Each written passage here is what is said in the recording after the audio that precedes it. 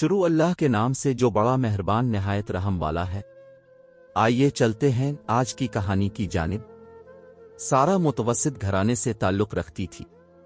उसका बाप क्लर्क था और ये 8 बहन भाई थे। इतने बड़े कुंबे के लिए एक क्लर्क की तनख्वाह नाकाफी थी। इसके घर माली परेशानी रहती थी, जिसका असर सब बच्चों पर पड़ता था, लेकिन सारा पर सबसे ज्यादा था क्योंकि वो समझदार और हसास ज्यादा थी। ज़ेबा, सारा और मैं बचपन की सहेलियां थीं। मैं और ज़ेबा खुशहाल घराने से थीं।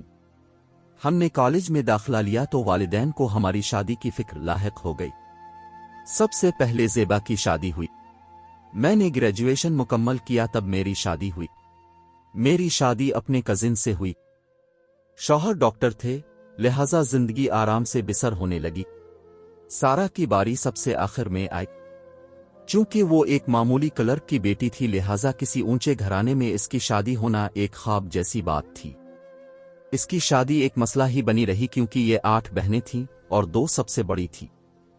इसके वालिदैन जहेज भी नहीं दे सकते थे, लेकिन सारा चाहती थी कि इसकी शादी हमारी तरह अमीर घराने में हो।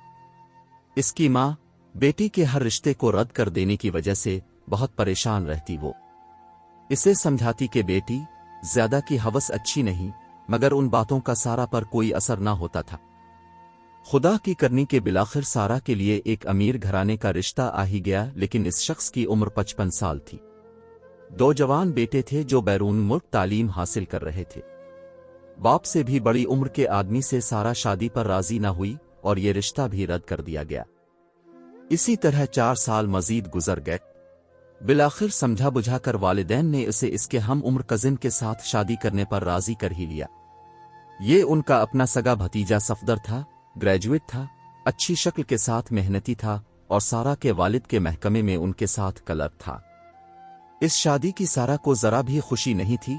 कार थी और ना नौकर चाकर, बस सफदर की मुख्तसर सी तनख्वाह में गुजर बसर करना थी। उसने हम सहेलियों को भी शादी में ना बुलाया। बहरहाल मोहब्बत की कदर उसके दिल में थी। जल्द ही इसने सफदर को मामूली तनख्वाह और तमाम कममानियों समेत कबूल कर लिया और खुश रहने लगी। अलबत्ता शौहर को ये जरूर कहती थी कि सफदर, तुमको इतना तो कमाना पड़ेगा कि हम अपना एक अच्छा सा घर बना सकें। सफदर तो था ही मेहनती नौजवान।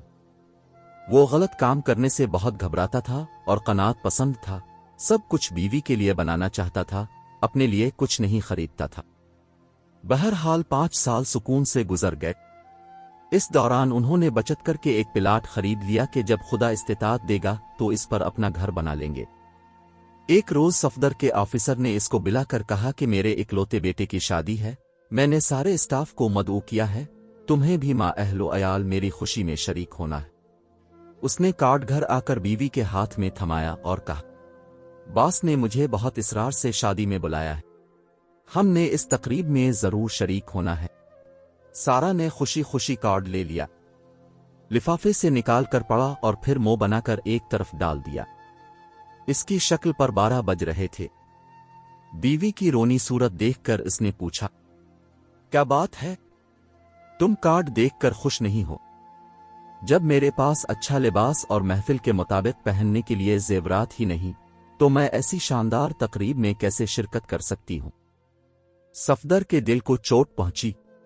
बोला, तुम्हारे पास इतने अच्छे अच्छे जोड़े हैं, तुम उनको पहनकर बेहद खूबसूरत लगती हो।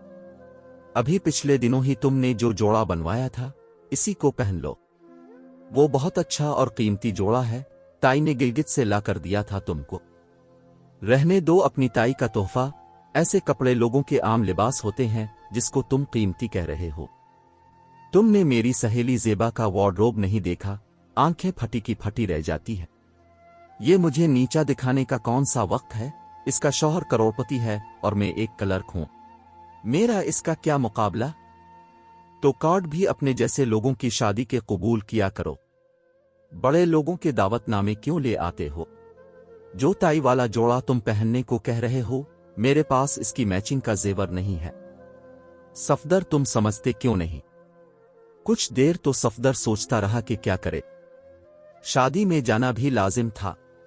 बास ने फोन करके कहा था कि अपनी फैमिली को भी जरूर लाना, लिहाजा अब बास की खुशी में शरीक ना होना बुरी बात थी। اتفاق کے اسی وقت زیبا کا فون آ گیا اور سارا اس سے باتیں کرنے لگی۔ باتوں باتوں میں اس نے شوہر کے باس کے گھر شادی میں جانے کا مسئلہ بھی بتا دیا۔ تبھی زیبا نے کہا کہ میرے گھر آ جاؤ اور جو جوڑا پسند آئے لے جاؤ۔ تھوڑی دیر ہی کی تو بات ہوتی ہے شادی میں کپڑے زیور پہننے کی، بھلا یہ بھی کوئی مسئلہ ہے؟ زیبا کی بات صفدر نے سنی۔ اس نے کہا، زیبا سے تمہاری بچپن کی دوستی ہے، تم اس کے پاس چلی جاؤ اور اپنی پسند کا ایک جوڑا اور زیور مانگ لو۔ کیا تم اس سے نہیں مانگ سکتی؟ بے شک مانگ سکتی ہوں، اور وہ تو خود دینے کو کہہ رہی ہے۔ اگرچہ میں نے آج تک اس سے کچھ نہیں مانگا، لیکن آج مانگ لیتی ہوں کیونکہ یہ تمہارے باس کے گھر کی شادی ہے اور بقول تمہارے اس نے اصرار کر کے اپنی خوشی میں بلایا تو جانا ہی ہوگا۔ اسی وقت سارا اپنے شوہر کے ساتھ موٹر سائیکل پر بیٹھ کر زیبا کے گھر چلی گئی۔ زیبا اسے اپنے وارڈروب کے پاس لے گئی اور لباس دکھانے لگی۔ کہنے لگی، یہ سب نئے فیشن کے ہیں، انہی دنوں سلوائے ہیں، جو تم کو پسند آئے لے لو۔ سارا نے ایک جوڑا نکال لیا، شوخ رنگ نفیس کپڑے کا، جس پر نہایت خوبصورت کام بنا ہوا تھا۔ زیبا نے اس کے ساتھ کا پرس اور سینڈل بھی نکال کر دیے، پھر سیف کھول کر سونے کے کئی زیورات نکال کر سارا کے سامنے رکھ دیے۔ بولی، میچ کر لو اور پسند کر لو، اس میں سے کون سا زیور اس جوڑے کے ساتھ پہنو گی؟ پھر اس نے خود ہی ایک زیور منتخب کر کے اسے دیا۔ کہنے لگی، یہ والا ٹھیک رہے گا۔ سارا کمرہ زیورات کی چمک سے روشن ہو گیا۔ ایسا زیور سارا نے کبھی نہیں دیکھا تھا۔ وہ دنگ رہ گئی۔ کیا یہ زیور لے جاؤں؟ اس نے جھجکتے ہوئے پوچھا۔ ہاں ماں، لے جاؤ، ذرا احتیاط سے، یہ کافی قیمتی ہے۔ یہ کہہ کر زیبا نے ساری چیزیں پیک کر کے ایک چھوٹے سے بریف کیس میں رکھ کر سارا کے حوالے کر دی۔ بس پھر سارا کی خوشی کا کیا ٹھکانہ تھا، جیسے ایک جہان کی خوشی اسے مل گئی ہو۔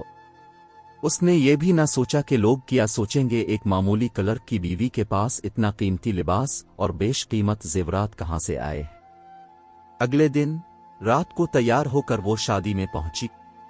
وہ واقعی اتنا خوبصورت لباس اور زیورات پہنے ہوئے تھی کہ بڑے بڑے امیر گھرانوں کی بیگمات کی نظریں اس پر ٹھہر جاتی تھیں۔ تقریب کے اختتام پر تقریباً رات کے 2 بجے وہ گھر کو روانہ ہوئے۔ صفدر خوفزدہ تھا کہ گھر کا فاصلہ موٹر سائیکل پر طے کرنا ہے اور بیوی نے پرائے زیورات پہن رکھے ہیں، آدھی رات کا وقت ہے، خدا خیریت سے گھر تک پہنچا دے۔ تمام راستہ اس نے دعا کرتے ہوئے طے کیا۔ بہرحال وہ خیریت سے گھر پہنچ گئے۔ اس وقت رات کے 3 بج چکے تھے، مگر خیریت کہاں؟ گھر پہنچ کر سارا نے آئینے کے سامنے وہ چادر اتاری جو تمام راستہ لپیٹے ہوئے آئی تھی۔ جو ہی اس نے چادر کو کاندھوں سے ہٹایا، ایک چیخ ماری۔ ہار اس کی گردن میں نہیں تھا، وہ نہ جانے کہاں گر گیا تھا۔ شادی ہال میں راستے میں اس نے خوف اور مایوسی کے ملے جلے تاثرات کے ساتھ شوہر کی طرف موڑ کر دیکھا اور بولی، میرے سے ہار کسی جگہ گر گیا ہے، اب میں زیبا کو کیا جواب دوں گی؟ وہ آنسو بہا رہی تھی اور شوہر بھی سر پکڑے بیٹھا تھا۔ اگلے روز انہوں نے زیورات کا ڈبہ لیا اور اسی جوہری کے پاس گئے جس کا پتہ ڈبے کی پشت پر لکھا ہوا تھا۔ انہوں نے ڈبے میں رکھے جھمکے اور انگوٹھی دکھا کر کہا کہ ایسا ہی زیور چاہیے۔ وہ دراصل اس کی قیمت معلوم کرنا چاہتے تھے۔ جوہری نے جو قیمت بتائی وہ اتنی زیادہ تھی کہ وہ خود کو فروخت کر کے بھی یہ قیمت ادا نہیں کر سکتے تھے۔ اس زیور میں اصل نگینے جڑے ہوئے تھے۔ وہ واپس آ گئے۔ اسی وقت صفدر ایک پراپرٹی ڈیلر کے پاس گیا اور فوراً ہی اپنے پلاٹ کا سودا کرنا چاہا۔ ڈیلر بولا، ابھی کے ابھی پلاٹ بیچو گے تو اصل قیمت سے کم پیسے ملیں گے۔ آپ کے پلاٹ کی قیمت بڑھ چکی ہے، صبر کر کے بیچو تو زیادہ قیمت ملے گی۔ یہ سن کر سارا اپنے والد کے پاس گئی اور ان کو تمام احوال سے آگاہ کیا۔ انہوں نے بھی ریٹائرمنٹ کے بعد جو رقم ملی تھی اس کے پیسوں سے ایک پلاٹ لے کر ڈال دیا تھا۔ کہنے لگے، میرا ایک دوست پراپرٹی ڈیلر ہے، اس سے بات کرتا ہوں، 2-4 دن میں اپنا اور تمہارا پلاٹ بہتر داموں بکوا دیتا ہوں۔ رقم تم اس خاتون کو دے دو کیونکہ اس نے دوستی پر اعتبار کیا۔ عزت اور دوستی سے بڑی کوئی چیز نہیں۔ اتنی جلدی پلاٹ نہ بک پائے، لیکن سارا کے تایا جو خاصے پیسے والے تھے، جب بھائی کی مشکل کا ان کو علم ہوا انہوں نے ہار کی قیمت کی رقم ان کو دے کر کہا، یہ ادھار سمجھ کر لے لو اور جب تک ادا نہ کرو گے پلاٹ میرا رہے گا۔ جب قرضہ ادا کر دو گے تو اپنے پلاٹ کے حقدار ہو جاؤ گے۔ یہ سمجھو سارا کہ میں نے تمہارا اور تمہارے والد کا پلاٹ اپنے پاس گروی رکھ لیے ہیں۔ سارا کی تو جان پر بنی تھی۔ اس نے تایا سے رقم پکڑی اور جوہری کے پاس جا کر دونوں میاں بیوی ہار خرید لائے۔ انگوٹھی اور جھمکے تو موجود تھے۔ اس دوران زیبا میکے چلی گئی تھی۔ جب وہ ہفتے بعد گھر لوٹی تو سارا نے فون کر کے کہا، کیا میں اب تمہاری امانت دینے آ جاؤں؟ وہ بولی، ہاں آ جاؤ، اماں کی طبیعت ٹھیک نہ تھی اسی لیے میں میکے چلی گئی تھی۔ تم نے فون کیا تو ہوگا، میں اٹھا نہ پائی، گھر پر جو نہیں تھی۔ یہ سن کر سارا کی جان میں جان آئی کہ ادھر سے بھی عزت رہ گئی تھی۔ صفدر بیچارہ بہت خوف زدہ تھا۔ وہ ان تکالیف کے بارے میں پریشان تھا جو بیوی کی وجہ سے اب زندگی میں پیش آنے والی تھی۔ اچھی بھلی پر سکون زندگی سارا کی جھوٹی نمود و نمائش کی خواہش کی بھینٹ چڑھ گئی۔ اب گھر میں وہ پہلے جیسا سکون اور محبت بھی نہ رہی۔ اس کے بعد کی زندگی میں دکھ ہی دکھ بھر گئے تھے۔ بدقسمتی سے اس کا مستقبل کانٹوں بھرا ہو گیا۔ پہلے جو صفدر کی تنخواہ تھی وہ خود پر خرچ کرتے تھے، اب قرضہ ادا کرنا تھا، اور قرضہ تو پھر قرضہ ہوتا ہے۔ اب سارا کو احساس ہوا کہ اس نے اپنے خاوند کو کس طرح مصیبتوں کے پہاڑ تلے دبا دیا ہے۔ صفدر کے والد نے اپنا گھر کرائے پر اٹھا دیا اور خود یہ سب ایک کچی آبادی کے چھوٹے سے مکان میں کرائے پر رہنے لگے، جہاں نہ گیس کی سہولت تھی اور نہ پانی کی۔ کچی آبادی میں گندے پانی کے جوہر اور مچھروں کی بہتات تھی۔ تمام رات سبھی سکون کی نیند کو ترستے تھے، لیکن قرض کی لعنت سے نجات پانے کے لیے یہ سب تو سہنا تھا۔ اب سارا روز ٹوکری اٹھا کر سبزی اور قصاب کی دکان پر جاتی اور ایک پائی کے لیے جھک جھک کرتی۔ شوہر رات گئے تک کام کرتا اور باپ بچوں کے اسکول کے سامنے کھوکھا لگا کر بسکٹ ٹافیاں بیچنے لگا۔ بہرحال انہوں نے بہادری سے حالات کا مقابلہ کیا اور زندگی میں سخت کاموں کے ساتھ جینا سیکھ لیا۔ وہ 7 سال تک غربت کے غلام بنے رہے۔ بالآخر انہوں نے تایا جی کا قرض اتار دیا۔ اس وقت تک پلاٹوں کی قیمت بھی دگنی چوگنی ہو گئی اور یہ ان پر مکان تعمیر کرنے لائق ہو گئے۔ بھلا ہوتا اجیکا کے پلاٹ اپنے پاس گروی رکھ کر ان کو اس وقت کوڑیوں کے مول بکنے سے انہوں نے بچا لیا تھا۔ اسی لیے تو کہتے ہیں کہ برے وقت میں اپنے ہی کام آتے ہیں۔ لیکن یہ بھی سچ ہے کہ نمود و نمائش میں مبتلا عورتیں نہ صرف اپنی زندگی کی خوشیاں داں پر لگاتی ہیں بلکہ شوہروں کے لیے بھی نت نئی پریشانیاں پیدا کر دیتی ہیں۔ ناظرین، ایسی ویڈیوز دیکھنے کے لیے ہمارے چینل کو سبسکرائب کریں۔ مجھے دیجیے اجازت۔ خدا حافظ۔